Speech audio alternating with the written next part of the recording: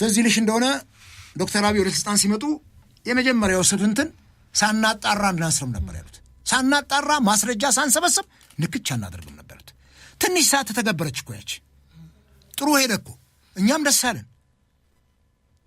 ወዲያው ግን የምን ማጣራት እኮ አይደለም። የምን ማጣራት አይነ ውሃው የደፈረሰን ሰው ልክ አይደለህም ተብሎ የሚታሰርበት ዘመን ላይ ደርሰናል። አሁን ዜጎች በማይታወቅ ሁኔታ ተወስደው የት እንዳሉ ቤተሰብ የማያውቁበት ሁኔታ፣ ይሄ በጣም ከባድ ነው። ይሄንን ስናስብ ህገ መንግስቱ ላይ የሰፈሩ የሰብአዊና የዲሞክራሲ መብት ድንጋጌዎች እንኳን ሊከበሩ አልቻሉም እንዴ። ድሮ እኮ እኛ ሰብአዊ መብት ላይ ሰዎች የመኖር እንትናቸው በየቦታው ተንቀሳቅሶ የመስራት ዛሬ አለ ወይ?